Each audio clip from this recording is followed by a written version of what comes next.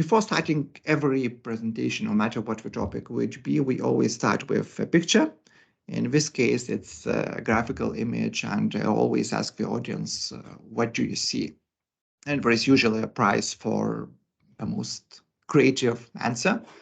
I guess the most unique answer has been by one customer who told that it looks very similar for the jail window, with the bars. And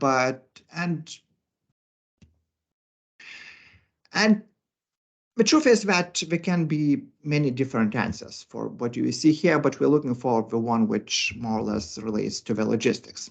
And you can tell, and you can be right, that this is a container, just a metal box at 20 feet, 40 feet, the one which you have to load with 20 or whatever number of pallets you need. You can also be right if you will tell that this is a cargo, which you need to ship from point A to point B, from USA to Lithuania or from China to Europe. But if you would ask your customer, for them, it's an investment. It's a valuable investment. Some raw materials, some equipment, some goods which they have bought overseas and we are bringing here. And if this cargo or this container metal box is not going to reach destination in a safe manner, then the profit which we have anticipated is going to become a loss. And there is a cliche saying which we always like to repeat, that the customer comes first and that the customer is most important. And I believe that you do care about your customer. And there is a lot of things you can do to make sure that this investment will safely arrive in its destination port. I mean, you can check with a subcontractor or, check their financial status. You can plan the route. You can double check and check again the documents, whether all the numbers matches. But the truth is that in the end, you can never be 100% certain that you will avoid all risks. It's just not possible. And today we will talk especially about these 5 key risks which should be considered and when thinking about cargo insurance. So let's dive into the first one, and this is a classical option, subcontractor or a carrier weight limits. Now, risk is inevitable part of every voyage. I mean, it's true that it has decreased over years, especially with all the advanced technologies, and it has decreased to a such level that we frequently ignore it until the claim happens.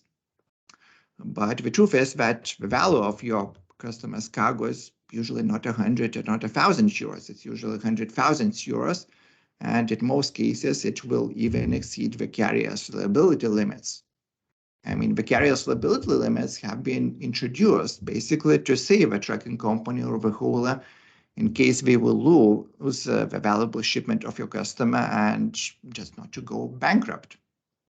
So how you should know if these limits are your friends or your enemies? So let's take a different means of transport and let's look what kind of limits are applied. So the highest limit is applied for railway shipments. And for the record, here we are talking about the shipments usually from China or from Middle Asia countries, Kazakhstan, let's say, to Europe, which are being brought over Russia and are being brought according to the SMGS rules. Now, the railway company is responsible without any weight limit for the cargo, but there is a catch. I mean, the railway company is responsible only in case of theft and only in case of fire. So whatever happens inside the railway wagon, and the seals are not damaged. For example, the cargo has shifted or someone managed to steal the cargo without moving the seals, it doesn't concern a railway company. So we have a very limited liability. Then we have an air deliveries where all the airlines offer 20 euros, or it's more about 22 euros right now per kilogram weight limit, which might sound like enough, but let's not forget that, we rarely bring heavy machineries by airplanes. We usually bring very light things like electronics, like computers, which has a very, this small weight and such, the computer weighs like 2 kilograms. So you would get like 40 or 50 euros for the loss of that. Then we have a truckers or just land trucks or haulers liability, which is 10.5 euros per kilogram, and it's a middle solution. But we always have to remember about all the exclusions which the truckers or the haulers can enjoy to avoid liability. And finally, the smallest amount is for the seagoing shipments, which is 2.5 euros. And in some cases, we say that it's not worth to waste the time to send a claim to a shipping line because you will not get anything at all. Now, how all this looks in example. Let's take a very realistic example, like probably 7 years. We talked with a customer. We have a shipment which is going from Germany to, let's say, Riga. It's bicycles, 5 tons, which the customer have bought for, let's say, 200,000 euros. So if this customer is, let's say we have a value 200,000 euros, if a customer will decide to ship those bicycles by air, which he's not going to do in, using his common sense, but even though if he will be, and the airplane would fall down or whatever would happen, the customer would get quite a lot, about 100,000 euros, or would get back half of their investment. If the cargo would be brought by truck and the truck would end up somewhere, I don't know, near the road, or there would be a theft, then the customer would recover only 50,000 euros, which is, quite a good deal. You invested 200,000 euros, you're getting back 50,000 euros. And if in, I don't know, unthinkable circumstances, the customer would decide to ship this goods by sea, then we would get only 12,000 euros. So that's less than a tenth, or just, I don't know, 20 times less of their initials. So how we should know what things when you're shipping a good, when the weight limits are okay or not? Well, one of the ways to calculate the formula, the general understanding, if you have anything going by sea, and you have something like raw materials or very heavy equipment, then the 2.5 euros weight limit might be enough, but it's never enough if you have something like general merchandise or fragile goods being shipped from China or USA. If you have a consignment which is going by truck, again, heavy machinery or materials, the haulers or truckers liability limit should be quite okay, but it's never okay if you have some electronics.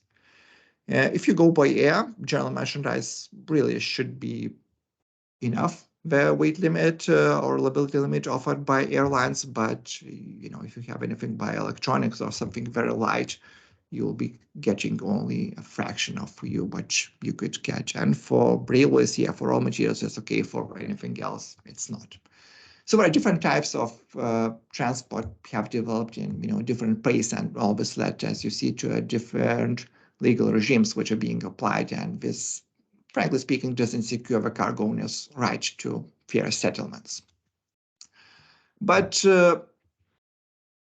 how we could basically pass those limits, or how we could exceed those limits without spending €1 or €2 on cargo insurance and exploiting the carrier's liability, or SAMA insurance. There is a way or 2 ways, which I'm going to briefly tell you, but you can use them at your own risk. It's only just advice or recommendation. So if we let's talk about the land voyages, or about the shipments which are brought by land. And let's say you have some valuable electronic equipment and you're not really quite happy with, 8.33 ASDA per kilogram weight limit. Now, the SAMA convention says that you have to really meet 2 conditions if you want that the carrier would be liable up to the full amount, whether it would be €500,000 or €1 million of these goods. Now, the first one is you have to really indicate the value of a cargo on the waybill or any of the documents. So you have to basically tell somewhere that this cargo is valued €200,000 or 500,000 or 1 million euros. Now, I have saw several solutions where the freight forwarders or logistic companies are going for a different approach, and they don't indicate the value, but tell that, well, the value is the commodity price is available on public sources, and if a hauler doesn't know the value, then it can approach a manager of logistic company and he will be told. This is not a recommended solution because basically it doesn't give the exact number. It relies on very mysterious public sources, and it can lead to many different disputes. So it's always, if you're going for a full value liability from your subcontractor, it's always best to indicate the exact amount. But, the second option is also just the last resort. Now, if you'll put a value on it somehow variable, it's only one of the two ingredients to hold the subcontractor up to the full amount, and basically it doesn't guarantee that in case of loss the carrier will pay a full amount. It just only indicates for a carrier, how valuable the cargo is, how much security measures he must take. The second option is that the shipper, the owner, or the logistic company must pay additional risk fee for the subcontractor for the increased risk, which he's taking by accepting the full value liability. Now, how does this look? It means if you have agreed with a subcontractor, let's say a freight of 1,400 euros, so you should put in a transport order that, look, I'm paying you the freight of 800 euros, and the 600 euros is being paid for additional increased risk. Or if you don't want to do a math, but there is another option which at least has been confirmed or approved by a Lithuanian higher court, so at least it's safe to do that in Lithuania, where you can put a clause in your transport order which tells that the freight fee does include a 20% fee surcharge for increased risk. So if you will do those two options, then it's likely that the carrier might be not able to enjoy the weight limit, which would limit his liability. Now there is a second, more controversial option, which goes away from Samara Convention, and basically it relies on having a clause in your transport order with your subcontractor, which tell that if the subcontractor doesn't have a liability insurance, which would cover the full value of the cargo, then it's the duty of the subcontractor to purchase a cargo insurance. It basically relies on the circumstances that many haulers doesn't read carefully the transport orders, but it is controversial because in one way this clause allows to go away from Samara Convention, because Samara Convention doesn't speak anything that you cannot agree on additional services like, purchasing a cargo insurance or demanding to purchase a cargo insurance. But it is controversial because if the case will end up in court, the court will likely look into how much actually you have been interested in whether this cargo has a cargo insurance. Have you asked your subcontractor if he has insured the cargo, or have you paid additional premium, and which likely you will not do. So you can use it at your own risk. Okay, moving forward, we spent quite a few time on the subcontractor liability limits. But to be speaking honestly, this is only a tip of the iceberg, which hides beneath such other risks like force majeure. It's when the cargo is lost suddenly, unexpectedly, and because of the circumstances which cannot be really influenced by the subcontractor, or a general avalanche, or washing overboard. So let's briefly talk about them. The first one is the general avalanche. Which is probably one of the oldest law, and basically it tells when the ship is in danger. The danger is the ship has run aground, or it can be as simple as that the engine has broken, when the salvage costs are shared between the ship operator, the ship owner, and the cargo owner. So what does it mean for a freight forwarder's customer? It means that your customer's container might end up safely in the harbor, but your customer will be able to pick it up only after he is going to submit a general avalanche guarantee. Now, there is an option that your customer might not be willing to pay this general avalanche fee and might want to wait. And the truth is that the average is, on average, the general avalanche is adjusted from 2 to 7 years. And still the obligation basically to pay these fees rests with the cargo owner. My favorite example of a general avalanche, and we have plenty of them. We have a ship which has blocked the Suez Canal. We have a MOL container ship which has split it into two. But my favorite one occurred about 10 or maybe more than 14 years ago, and it has involved in a MSC container ship Sabrina, which has sailed from France to Canada. The ship has entered Montreal port early in the morning, but it has been a huge fog, almost zero visibility, and ran heavily aground. Now, everyone has expected that it will take a couple of days to remove a ship, but the initial efforts have failed, and we have to bring another ship to unload almost half of the containers from that ship. So it took them a month to clear the ship from the grounding, and all the containers has been safe. None of the cargo has been damaged, but because there has been an extensive rescue operations, the cargo owners has been requested to present a general average guarantee. So this is the one issued by insurance company or by bank for amount of 109% of the cargo value. So it means that the customers which had the containers on that ship have already paid, for example, $100,000 for some electronic items, and then we are still asked to pay additional $109,000 to collect actually the container. Now, we're talking about all this, Canada, Suez Canal, etc., far, far away, but let's take a much more close example. So the picture has been taken in something 2014, 15, 13, and it involves MSC Nikita, which has tried to enter Rotterdam port and had a collision with another ship and had to be rescued. Now, we can only guess from where these containers have been loaded, because the ship has before that sailed from Klaipėda port, and before that it has collected the containers from Riga port, so it has been loaded with the Lithuanian and Latvian commodities. General average is one of these, let's say, unique changes.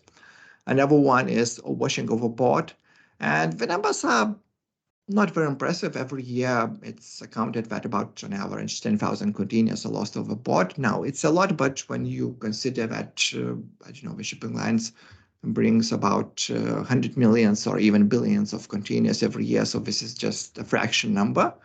But if your customer will end up to be this unlucky one, then paying $100,000 or $200,000 for the goods on the container, then the most he can expect to get is 2.5 euros per kilogram, which is equal to $10,000 or $20,000 compensation. And we have a record breakers here. We have the biggest one, which has been Maersk. Well, this is a Swedish name, I guess, or Denmark name, Svendborg, which in 2014 in French Bay of Biscay has lost about 500 containers on a single attempt. So that's something quite an achievement. Then if we do have any shipment which is being brought by air, and if we do have any reloading which is being done in a middle airport, so with every reloading, there is a high or increased possibility that the shipment might be lost or not lost, but end up not where it has been destined to. And in that case, your customer has two options. The first option, we can wait for 3 or 6 months till the package is going to be discovered somewhere, let's say in Zimbabwe or South America or, South Africa.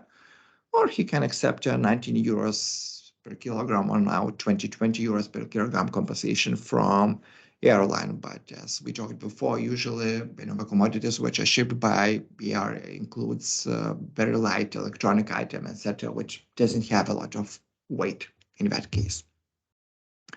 And then if we talk about the road transport, which is most common in Europe, there is a risk of fake subcontractors, which is becoming more and more common in European logistic industry.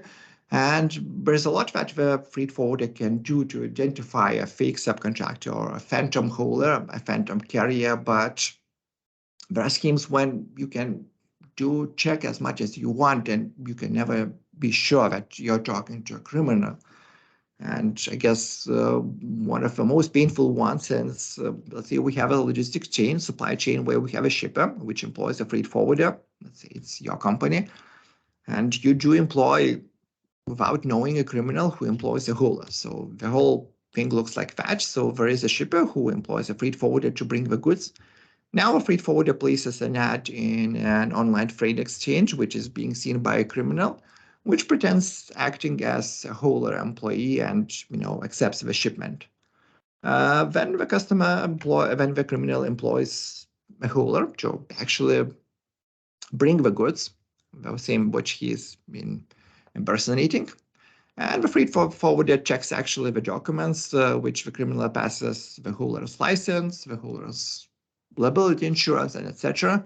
But freight forwarder even takes a step further, and he even calls the hauler and asks, do you have a cargo? I mean, do you know about this cargo? And the hauler confirms that, yes, we are well aware of that. So the transportation begins, and the hauler arrives to load the goods. The goods are loaded, let's say, from Lithuania to Spain, and the truck starts to moving, and then the criminal calls the hauler and says, well, there is a change of plans, and you have to unload the goods, not in Spain, but let's say somewhere in Poland, near Warsaw, in some, I don't know, forest area. And because, for the hauler, the customer is this criminal, or the shipper is this criminal, so they obey the order and load the goods. And everything is disappeared, so you can never wish, and you can check as much as you want the liability insurance, the documents, everything will match in that case. But let's step away from blaming the carrier, because they are not always at fault. And at least our data, what shows is that approximately 58% of all goods are damaged even before the voyage starts. Because the truth is that nobody can protect your customer. And the goods he has just ordered, let's say, from China, from reckless manufacturer who is, in a hurry to load just another container that day. And I mean, it's enough to leave, I don't know, 2 wide actual gaps between the pallets, or, the risk condensation should be also ignored when the warm climate is changing the cold weather. And if any of these situations is going to occur, I mean, your customer will have quite a hard time to convince actually the shipper in China to say that it's, his responsibility to safely load and properly pack the goods. And this is one of example which we have. I mean, our customer has asked for help to, identifying who is to blame. He has received a container with crushed pallets with electronics. And so one of the first things we did, we approached the shipper in China and asked them whether he had any difficulties in loading the container. And they sent us the pictures and told proudly that, yeah, some boxes has been, a little bit further away from the container going out. But we told with immense pride that we really pushed the door hard way, and we managed to close actually the container. And what you can do, can you tell this shipper that, he has actually caused a loss and he has basically to compensate that. So this is one of the most common and most overlooked danger. But sometimes the cargo might disappear due to, let's say, unfortunate circumstances, and nobody is going to be at fault. I mean, how the voyage is going to end if a container with your customer temperature, for example, controlled production will end up in a port where the dock workers will go on strike, or where the riots are going to begin. Or maybe worse, for example, if the truck with your cargo is going to be set aflames by the rioters. Now, it might sound like, say, like too far or to be true, but every cargo crosses borders of numerous countries, and the voyage usually lasts for weeks and months before reaching the destination. So it's hard to predict what is going to happen like after a few weeks and after a few months.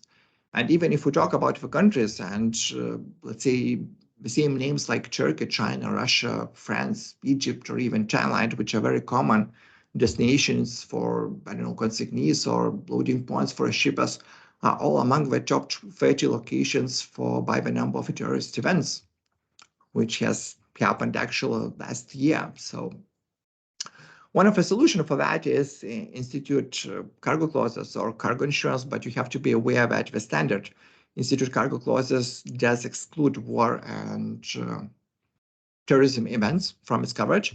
So you do have basically to include additional institute war and strike clauses to have it covered. Now, if all what I have told really hasn't convinced you to take seriously all the threats might get in the way of cargo transportation, then just simply imagine. Let's say your customer has just received a container from China with crushed pallets. So who is going to be blamed for, for this wrongly completed order? I don't know, maybe you will chase the carrier who has delivered the container from, let's say, port to warehouse, or maybe the shipping line. And you can also think about the terminal who can also be blamed, or I don't know, maybe you can try to talk to the shipper in far east who might be at fault for, improperly packing the goods. What is more is basically that these situations raises not only the liability question, but it also brings a different liability regimes. So nobody wants basically to end up with these situations and set firm answers. But unfortunately, no matter how carefully you plan all the journey, accidents do happen. And you can't avoid them.